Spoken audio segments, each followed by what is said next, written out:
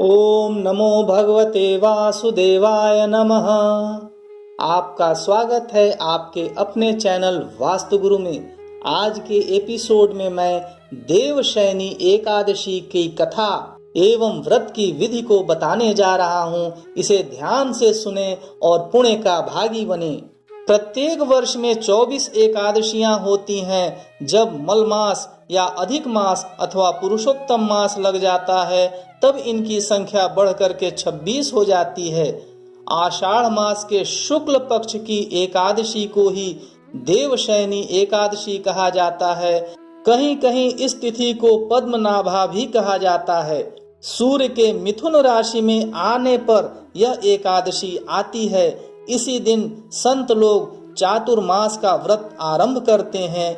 इस दिन से भगवान श्री हरि विष्णु क्षीर सागर में शयन करते हैं और फिर लगभग 4 माह बाद तुला राशि में सूर्य के आ जाने पर उन्हें उठाया जाता है। उस दिन देवोत्थानी एकादशी कहा जाता है। इन 4 महीनों के अंतराल को ही चातुर्मास कहा जाता है। सभी व्रतों में एकादशी व्रत को सर्वोत्तम व्रत कहा गया है। जैसे नदियों में गंगा, प्रकाशक तत्वों में सूर्य, देवताओं में भगवान विष्णु की प्रधानता है, वैसे ही व्रतों में एकादशी व्रत की प्रधानता है। एकादश्याम न भुंजित पक्षयोरुभयोरपि, ऐसा एकादशी व्रत के बारे में कहा गया है, जिसे सर्व कामना की पूर्ति के उद्देश्य से किया जाता है। देवशयनी एकादशी के व्रत की विधि को जानने एवं देवशयनी एकादशी व्रत की कथा को सुनने से पहले हमारे चैनल को सब्सक्राइब, लाइक और शेयर करें एवं बेल आइकॉन ऑल ऑप्शन में जाकर के जरूर दबाइए, जिससे आने वाले एपिसोड की जानकारी आपको मिलती रहे। क्योंकि हमारा चैनल व्रत, पूजा विधि, अनुष्ठान, धार्मिक एवं पौराणिक कथाएं तथा वास्तुशास्त्र की सटीक जानकारी आपको देता है। हम आपको वही जानकारी देते हैं जो कि प्रामाणिक हो।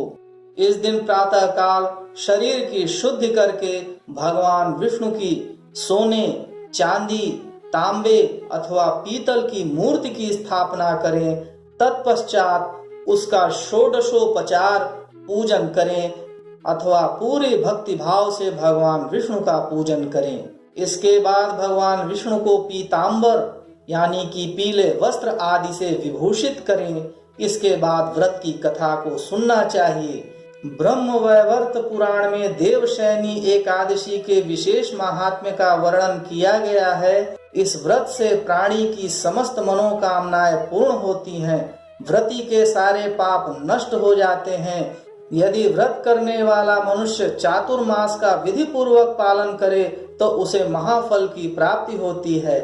आइए सुनते हैं देवशयनी एकादशी व्रत की कथा। युधिष्ठिर ने पूछा, भगवान, आषाढ़ के शुक्ल पक्ष में कौन सी एकादशी होती है? उसका नाम और विधि क्या है?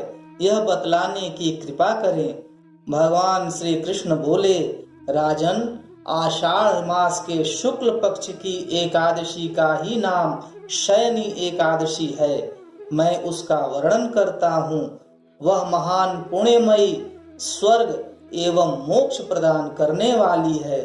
सब पापों को हरने वाली तथा उत्तम व्रत है।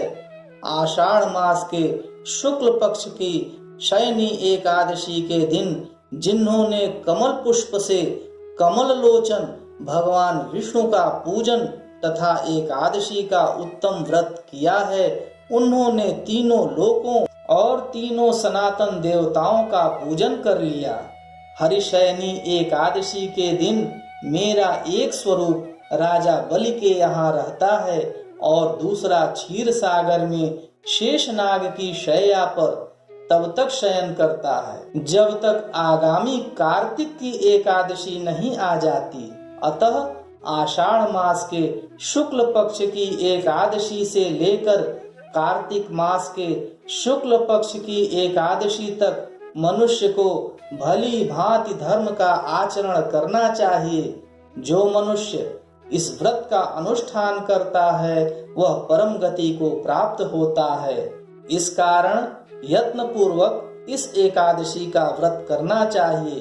एकादशी की रात में जागरण करके शंख, चक्र और गदा धारण करने वाले भगवान विष्णु की भक्ति पूर्वक पूजा करनी चाहिए। ऐसा करने वाले पुरुष के पुण्य की गणना करने में चतुर्मुख ब्रह्मा जी भी असमर्थ हैं। राजन, जो इस प्रकार भोग और मोक्ष प्रदान करने वाले सर्व पापहारी एकादशी के उत्तम व्रत का पालन करता है, वह जाति का चांडाल होने पर भी संसार में सदा मेरा प्रिय करने वाला है। जो मनुष्य दीपदान, पलाश के पत्ते पर भोजन और व्रत करते हुए चौमासा यानी कि चातुर्मास व्यतीत करता है, वे मेरे प्रिय हैं। चौमासे में भगवान विष्णु सोए रहते हैं, इसलिए मनुष्य को भूमि पर शयन करना चाहिए। सावन में साग, भादों में दही, अश्विन में दूध और कार्तिक में दाल का त्याग कर देना चाहिए। अथवा जो चौमासे में ब्रह्मचर्य का पालन करता है, वह परम गति को प्राप्त करता है। राजन, एकादशी के व्रत से ही मनुष्य सब पापों से मुक्त हो जाता है, अतः सदा इसका व्रत करना चाहिए, कभी भूलना नहीं चाहिए। देवशयनी और देव प्रबोधिनी के बीच में जो कृष्ण पक्ष की एकादशियां होती हैं, गृहस्थ के लिए वे ही व्रत रखने योग्य हैं। अन्य मासों की कृष्ण पक्षीय एकादशी गृहस्थ के रखने योग्य नहीं होती। शुक्ल पक्ष की एकादशी का व्रत सभी को करना चाहिए। यह था एकादशी व्रत का महात्म्य। अब आइए सुनते हैं देवशयनी एकादशी व्रत की पूरी कथा। एक बार देव ऋषि नारद ने ब्रह्मा जी से इस एकादशी के विषय में जानने की उत्सुकता प्रकट की। तब ब्रह्मा जी ने उन्हें बताया, सतयुग में मानधाता नामक एक चक्रवर्ती सम्राट राज्य करते थे। उनके राज्य में प्रजा बहुत सुखी थी, किंतु भविष्य में क्या हो जाए यह कोई नहीं जानता। अतः वे इस बात से अनभिज्ञ थे कि उनके राज्य में शीघ्र ही भयंकर अकाल पड़ने वाला है। उनके राज्य में पूरे 3 वर्ष तक वर्षा न होने के कारण भयंकर अकाल पड़ा। इस अकाल से चारों ओर त्राहि त्राहि मच गई। धर्म पक्ष के यज्ञ, हवन, पिंडदान, कथा, व्रत आदि में कमी हो गई। जब मुसीबत पड़ी हो तो धार्मिक कार्यों में प्राणी की रुचि कहाँ रह जाती है। प्रजा ने राजा के पास जाकर अपनी वेदना की दुहाई दी। राजा तो इस स्थिति को लेकर पहले ही दुखी थे। वे सोचने लगे कि आखिर मैंने ऐसा कौन सा कर्म पाप किया था जिसका दंड मुझे इस रूप में मिल रहा है। फिर इस कष्ट से मुक्ति पाने का कोई साधन करने के उद्देश्य से राजा सेना को लेकर जंगल की ओर चल दिए।